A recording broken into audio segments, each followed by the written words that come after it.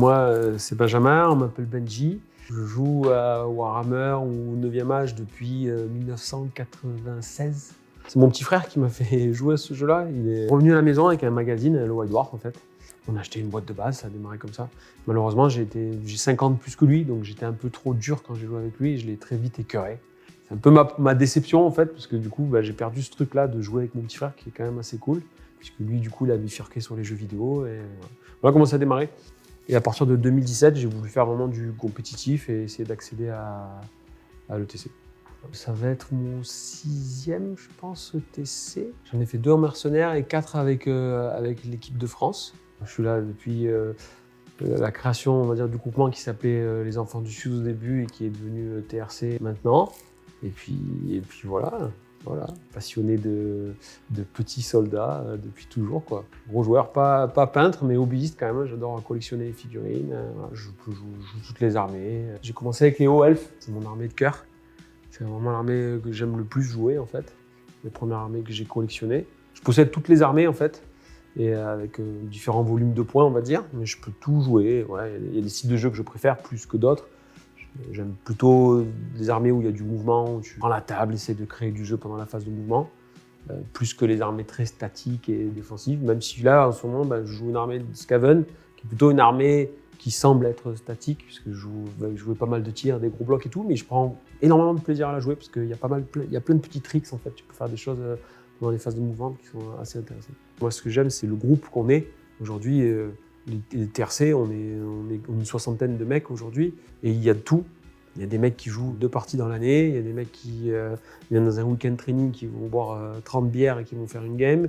Il y a des peintres qui vont essayer d'aller gagner l'interrégion, un concours de peinture. Et puis il y a un noyau on va dire, d'une 20aine de mecs qui veulent avoir leur place en équipe 1. Et en fait, ça se fait dans un bon état d'esprit. C'est ça qui est génial aujourd'hui, c'est que personne dit ma place elle est acquise. Tout le monde essaie de faire que le groupe soit plus fort en fait, et soit meilleur année après année. Et c'est ça qui est génial en fait. C'est ça que j'aime beaucoup dans ce groupement. Le rôle que j'ai, c'est un constat qu'on a fait depuis plusieurs saisons avec Olivier, Nico57, qui travaille avec moi sur justement la création de la team et les pairings, les estimations, tout ça, et le méta qu'on a voulu créer. Et en fait, on s'est rendu compte que souvent, je vais être dans un rôle où au pairing, on va essayer de placer d'autres joueurs. Et moi, je vais être, sans dire que je vais être sacrifié, mais je vais être souvent dans le ventre un peu mou à la fin, où je vais essayer d'absorber certaines armées. Et l'idée, c'était d'avoir une liste qui pouvait faire ce job-là. Où certes, elle va avoir de bons match-ups, mais où elle peut aussi se retrouver dans un dernier carré, où finalement, elle peut jouer un peu contre à peu près n'importe quoi. Et surtout dans une optique ETC, où il va souvent y avoir des matchs qui vont être très fermés.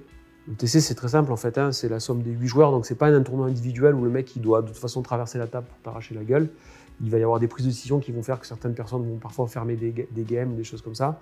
Et en fait, cette liste-là, elle a cette force de dire que si le mec il veut pas jouer, vu que moi j'ai beaucoup de dégâts à distance très lointain, puisque j'ai 2 canons qui tirent à 48 pas, j'ai des Jedi qui tirent, j'en ai 18, qui peuvent bouger de 8 et tirer à 30 pas, donc j'ai vraiment de la longue portée, ce qui fait que si le mec décide de pas venir et de fermer la game, moi je vais pouvoir prendre des points à distance, je vais avoir une comète, des choses comme ça. Voilà. Donc c'est l'idée de cette liste. Et si le mec me rush, et à l'inverse, j'ai pas mal de contre-clauses, puisque je vais avoir des grosses briques de rats qui vont encaisser. Je vais jouer une grosse brique de 12 rats ogres aussi. Et j'ai une magie de support qui est vraiment très forte, qui va très bien comboter avec mes gros packs.